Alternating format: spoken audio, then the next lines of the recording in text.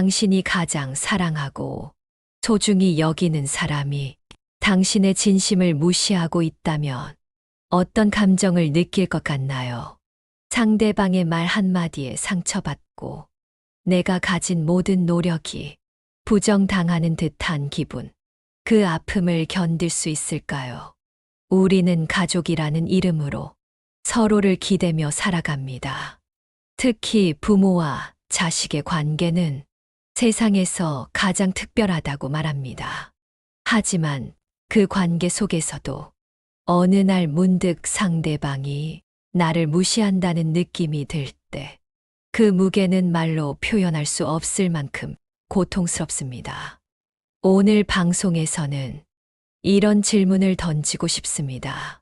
자식이 부모를 무시하는 상황에서 과연 부모는 어떤 태도를 취해야 할까요? 그리고 부모의 진심을 다시 존중받게 만들 수 있는 방법이 있을까요? 얼마 전 한 청취자분이 보내온 사연을 소개하며 이야기를 시작하고자 합니다. 그분은 오랫동안 혼자 자식을 키워온 한 어머니였습니다. 남편과의 이혼 후 아들과 둘이서 힘든 시간을 함께 버텨온 그녀는 아들의 성공만을 바라며 모든 노력을 쏟았습니다.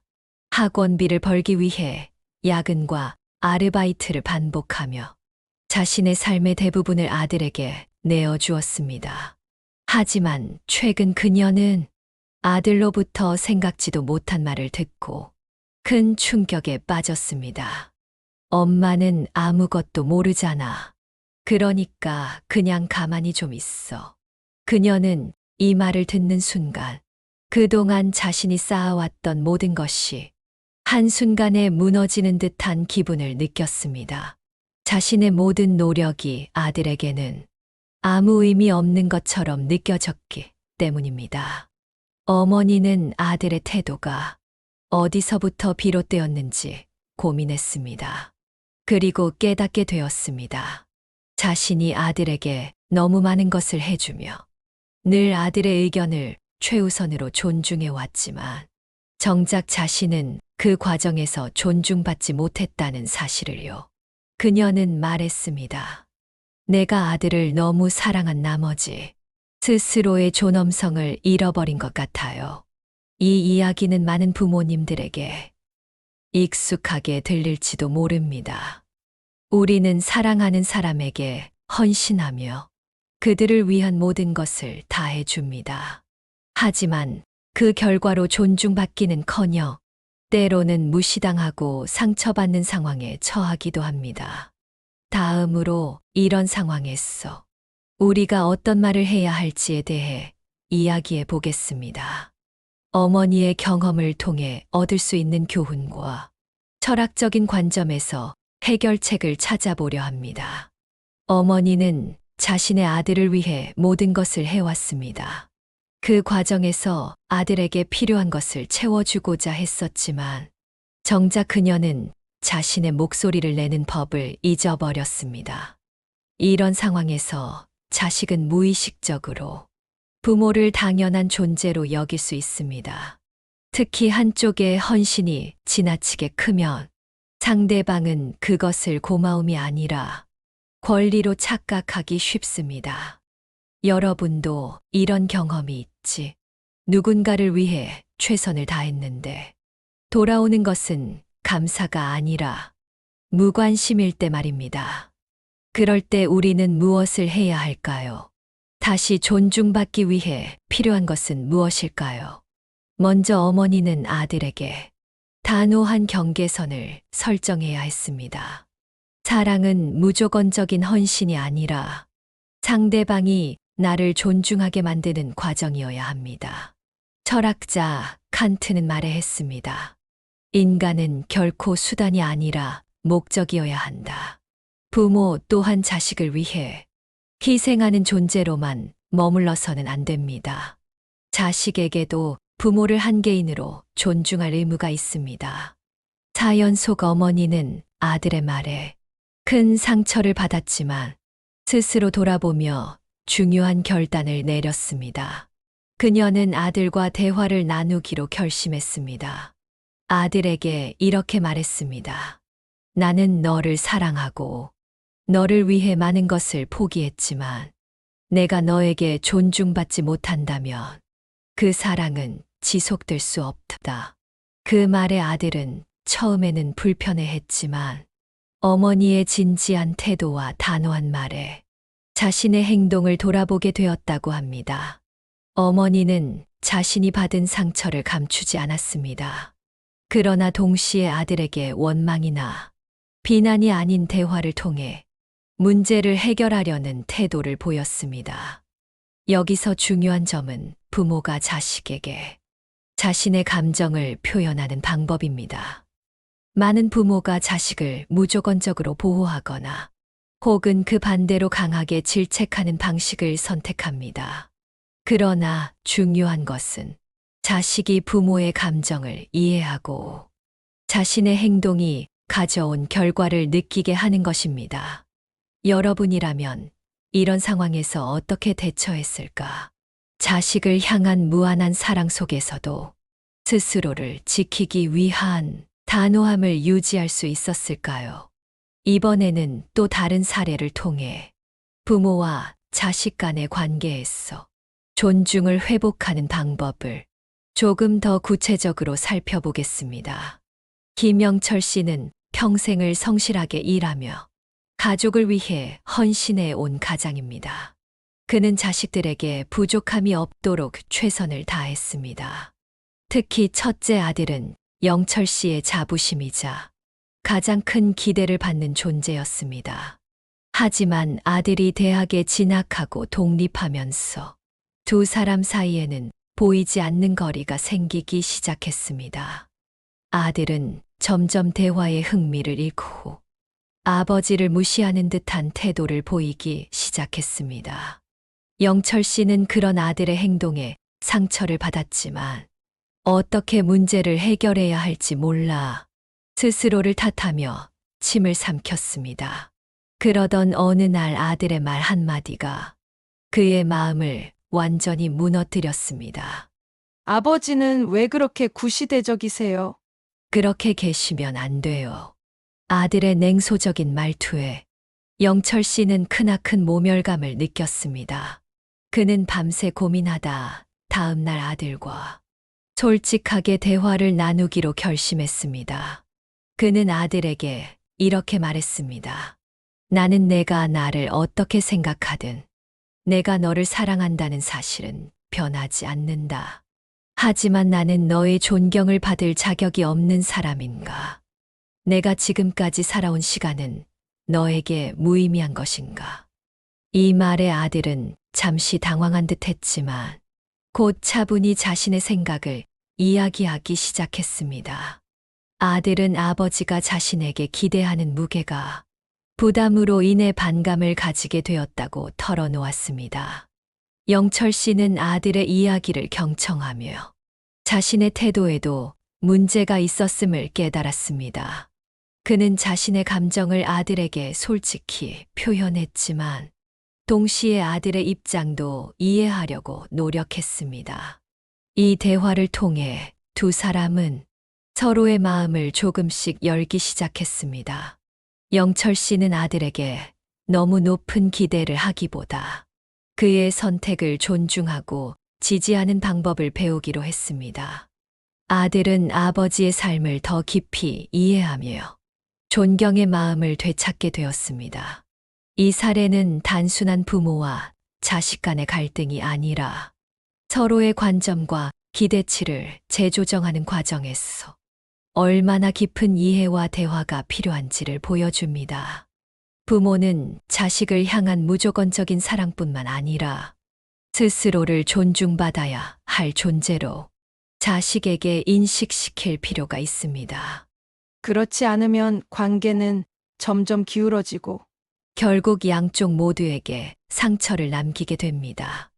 여러분은 영철 씨와 같은 상황에서 어떤 선택을 할 것인가요? 스스로를 지키기 위해 단호하게 말할 수 있을까요? 아니면 침묵 속에서 상처를 감추며 관계를 유지하려 할까요? 다음으로 이런 문제를 철학적 관점에서 바라보며 우리 삶에 적용할 수 있는 교훈을 찾아보겠습니다. 특히 인간관계에서 자존감을 지키는 것의 중요성을 철학자 칸트의 윤리학을 통해 풀어보겠습니다. 칸트는 인간을 단순히 수단으로 대하지 말고 항상 목적으로 대해야 한다고 말했습니다. 이는 모든 인간이 고유의 존엄성을 지니고 있으며 그 존엄성은 타인의 인식과 관계없이 스스로 존재 가치가 있다. 이 의미입니다. 부모와 자식 간의 관계에서도 이 원칙은 중요한 가르침을 제공합니다. 자식이 부모를 단순히 자신의 기대나 요구를 채우는 수단으로만 여긴다면 그 관계는 본질적으로 왜곡될 수밖에 없습니다. 자식이 부모를 무시하는 태도를 보이는 경우에는 부모의 존엄성을 부정하는 행위로 볼 수 있습니다. 반대로 부모가 자식에게 지나치게 높은 기대를 걸거나 자식을 자신의 자랑거리로만 생각하는 태도 또한 자식의 존엄성을 침해할 수 있습니다. 결국 건강한 관계는 서로를 독립적이고 존엄한 존재로 인정하는 데서 시작됩니다. 앞서 살펴본 김영철 씨의 이야기를 떠올려 보십시오. 그의 아들은 아버지를 시대에 뒤떨어진 사람으로 치부하며 존중하지 않는 태도를 보였습니다. 그러나 그 아버지가 자신의 감정을 솔직히 표현하고 동시에 아들의 입장을 경청하며 서로의 존엄성을 다시금 확인했을 때 두 사람의 관계는 새로운 국면에 접어들게 되었습니다.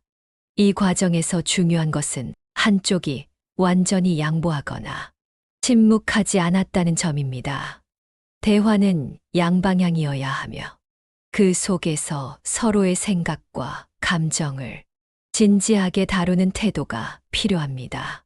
그렇다면 이러한 대화에서 우리가 활용할 수 있는 현명한 방법은 무엇일까요? 첫 번째, 감정에 휘둘리지 않고 상대방의 말을 끝까지 경청하는 것입니다. 감정이 고조된 상황에서는 상대방의 의도를 오해하거나 자신의 방어, 기제가 작동하기 쉽습니다. 하지만 대화를 성공적으로 이끌기 위해서는 상대방의 말을 왜곡 없이 이해하려는 노력이 필요합니다. 두 번째, 스스로를 존중하는 태도를 유지하는 것입니다. 상대방의 말이 상처를 주더라도 자신의 존엄성과 가치를 지키는 것이 우선입니다. 이것은 상대방에게 단호하게 자신의 감정을 표현하면서도 감정적으로 폭발하지 않는 태도로 나타납니다. 김영철 씨가 아들에게 했던 나는 너를 사랑하지만 나 역시 존중받아야 한다는 말은 이 원칙을 잘 보여주는 예입니다. 세 번째, 대화의 목적을 분명히 하는 것입니다.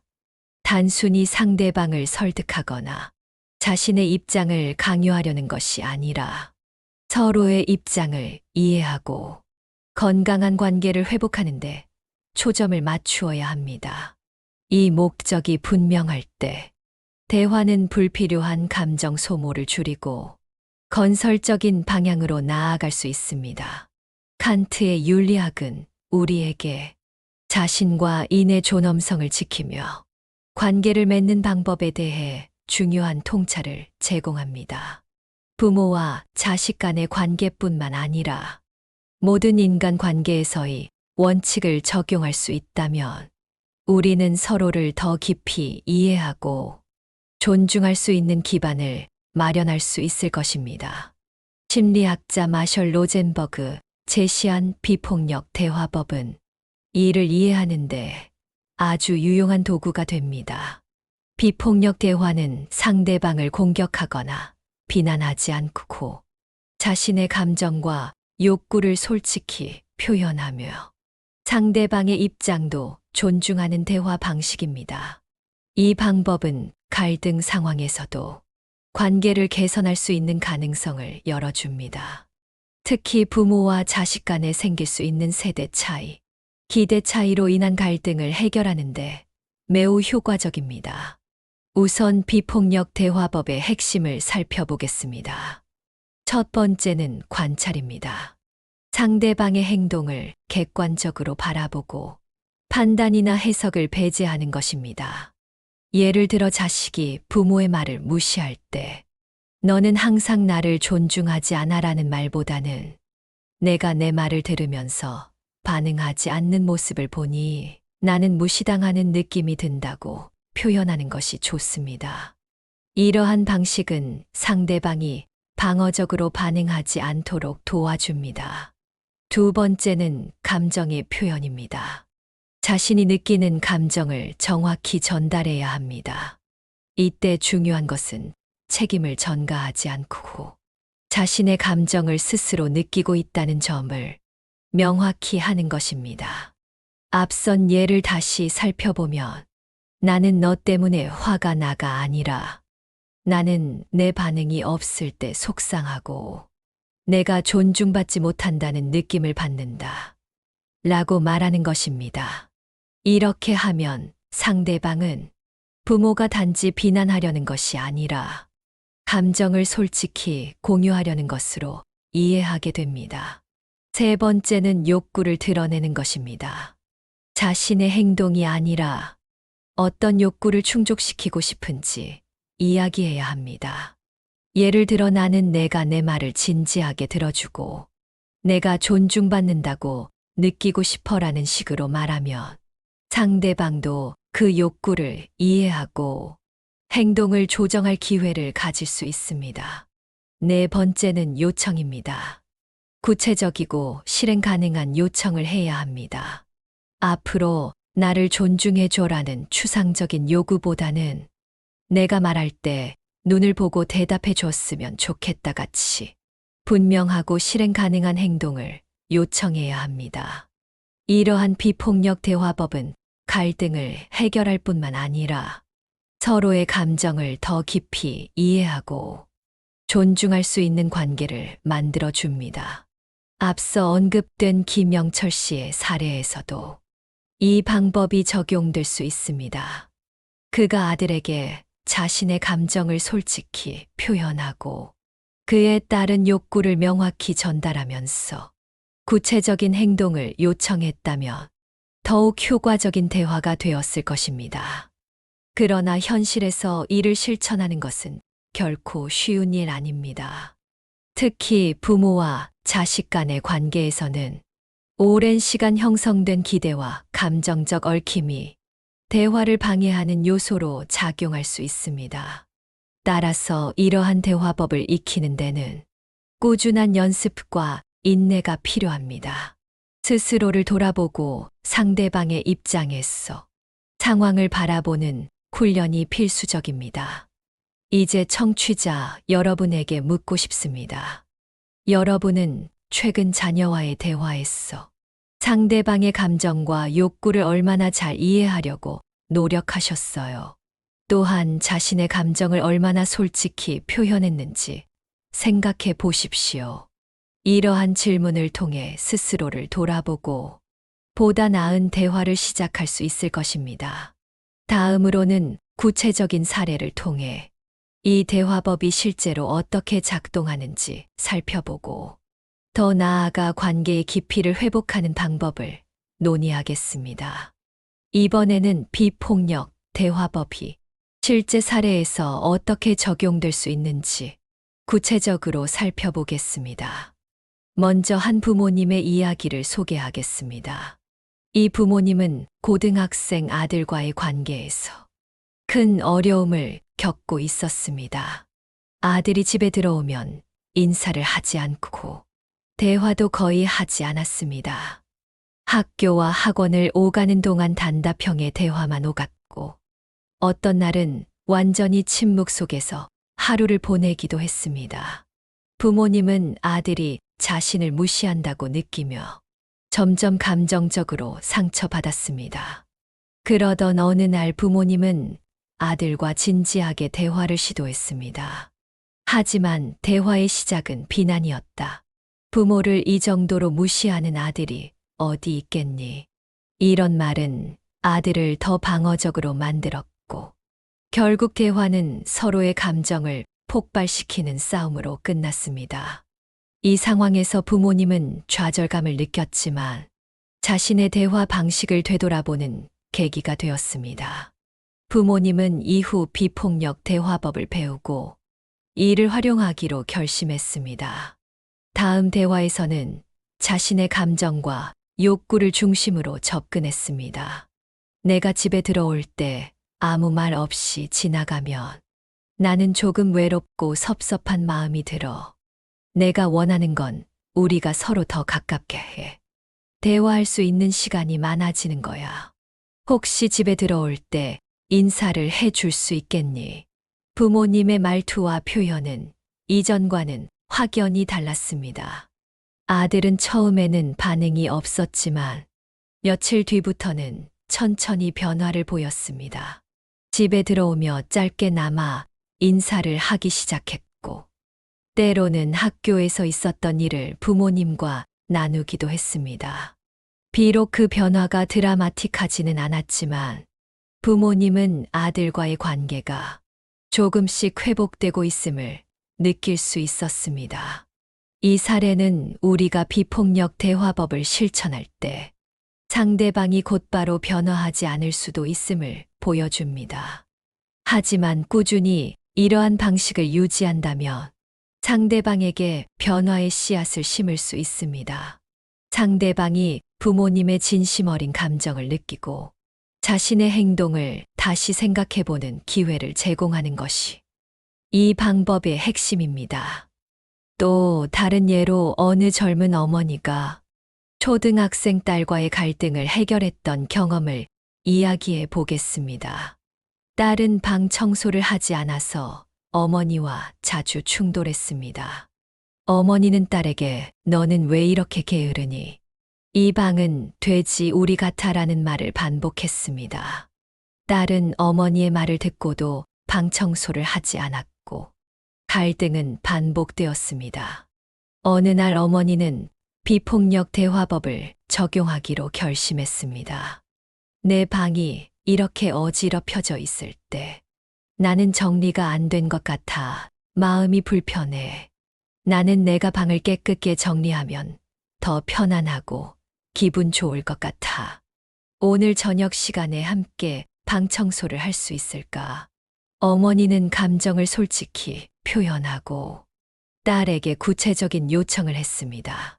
딸은 어머니의 말투에서 이전과 다른 따뜻함을 느꼈고 자신의 방을 정리하기 시작했습니다. 시간이 지나면서 다른 방 청소도 스스로 하는 습관을 가지게 되었습니다. 이 경험은 어머니와 딸의 관계를 더욱 가깝게 만들어주는 계기가 되었습니다. 이 두 사례에서 우리는 비폭력 대화법이 단순히 갈등을 해결하는 방법을 넘어 관계를 회복하고 강화하는 도구로 작용할 수 있음을 확인할 수 있습니다. 결국 대화의 방식은 상대방을 변화시키기 위한 수단이 아니라 서로의 감정을 이해하고 관계를 긍정적으로 만들어가는 과정임을 기억해야 합니다. 마지막으로 철학자 루소의 말을 떠올려 봅니다. 사람은 자유롭게 태어나지만 어디에서나 족쇄에 묶여 있다. 우리의 관계에서 족쇄는 때로는 잘못된 대화 방식일 수 있습니다. 이 족쇄를 풀고 서로를 이해하려는 노력이야말로 진정한 자유를 찾는 길이 아닐까요? 이번에는 대화법을 넘어 상대방의 마음을 깊이 이해하는 태도와 자세에 대해 논의해 보겠습니다. 상대방의 마음을 이해하는 데 있어 가장 중요한 것은 경청의 자세입니다. 경청은 단순히 상대방의 말을 듣는 것을 넘어 그들이 말하지 않는 부분까지 읽어내려는 노력입니다. 많은 사람은 대화를 나누는 중에도 다음에 자신이 무엇을 말할지 고민하며 상대방의 말을 피상적으로 듣습니다. 이러한 태도는 진정한 이해를 방해하고 대화의 질을 떨어뜨립니다. 경청의 첫 단계는 상대방의 감정과 욕구를 인식하려는 의지입니다. 예를 들어 한 친구가 너는 항상 나를 무시하는 것 같아. 라고 말했다면 이 말을 그저 비난으로 받아들이는 대신 그 말 속에 담긴 친구의 감정을 파악해야 합니다. 이 친구는 무시당한다고 느껴서 외롭고 슬픈 감정을 경험하고 있을 가능성이 큽니다. 여기에서 중요한 것은 친구의 말에 대해 방어적인 태도를 취하기보다는 내가 그렇게 느꼈다면 정말 속상했을 것 같아. 내가 더 잘 이해하려고 노력할게라고 반응하는 것입니다. 경청의 또 다른 요소는 비판을 중단하는 것입니다. 상대방이 자신을 표현할 때 그 표현이 거칠거나 불완전하더라도를 바로잡으려 하지 않는 것이 중요합니다. 비판적인 태도는 상대방의 방어 심리일 수 있습니다. 그 대신 상대방이 말하고자 하는 본질에 집중하며 그들의 말을 존중하는 태도가 필요합니다. 실제로 한 부부 상담 사례를 통해 경청의 힘을 확인할 수 있었습니다. 남편은 아내가 자신에게 충분한 관심을 주지 않는다고 느끼며 넌 항상 내 일만 중요하잖아. 나는 언제나 뒷전이라 말했습니다. 이 말을 들은 아내는 즉시 자신을 변하려고 했지만 상담사의 조언에 따라 잠시 멈추고 남편의 말을 온전히 듣기로 했습니다. 아내는 남편에게 이렇게 말했습니다. 내가 그런 기분을 느꼈다면 정말 미안해. 내가 어떤 순간에 그렇게 느꼈는지 더 이야기해 줄 수 있을까? 남편은 아내가 자신의 감정을 존중하는 태도를 보이는 것을 보고 조금씩 마음을 열기 시작했습니다. 그는 자신이 필요할 때 아내와 대화를 나누고 싶었지만 그 기회가 적었다는 점을 구체적으로 설명했습니다. 아내는 이야기를 들으며 자신의 행동이 편에게 어떤 영향을 미쳤는지 더 깊이 이해할 수 있었습니다. 결국 부부는 서로의 욕구를 파악하며 더 건강한 대화 방식을 찾게 되었습니다. 경청과 더불어 상대방의 마음을 이해하는데 중요한 또 한 가지는 공감의 표현입니다. 공감은 단순히 상대방의 말을 듣고 고개를 끄덕이는 것을 넘어 그들의 감정에 진심으로 동조하는 것입니다. 예를 들어 친구가 나는 요즘 너무 힘들어라고 말했을 때 그렇구나라고 답하는 것은 공감이 아닙니다. 대신 정말 힘든 시간을 보내고 있구나. 그게 어떤 기분일지 나도 조금 알 것 같아라고 말한다면 친구는 자신이 이해받고 있다고 느낄 것입니다. 비폭력 대화법은 상대방의 말과 행동 이면에 있는 감정과 욕구를 파악하는데 중점을 둡니다. 이러한 태도는 경청과 공감이라는 두 축을 통해 구성됩니다. 상대방의 마음을 이해하려는 노력이 우리에게 필요한 이유는 단순합니다. 인간관계에서 중요한 것은 자신의 입장을 강하게 주장하는 것이 아니라 서로를 진정으로 이해하고 그 과정에서 신뢰를 쌓는 것입니다. 마지막으로 심리학자 칼 로저스는 진정한 경청은 상대방이 그들 스스로의 이야기를 통해 자신을 치유하도록 돕는다고 말했습니다. 이는 우리가 상대방을 이해하려는 노력을 멈추지 않아야 할 이유를 잘 보여줍니다. 오늘의 지혜는 여기까지입니다. 오늘 이야기에서 어떤 부분이 가장 와닿았는지 댓글로 남겨주신다면 다음 영상을 제작하는 데 있어서 큰 힘이 될 것 같습니다. 오늘 영상이 도움되셨다면 구독과 좋아요를 눌러 함께 더 많은 이야기를 나눠주시기를 바랍니다. 오늘도 스스로를 믿고 행복한 하루 보내시길 바랍니다. 시청해 주셔서 감사합니다. 선화선녀입니다.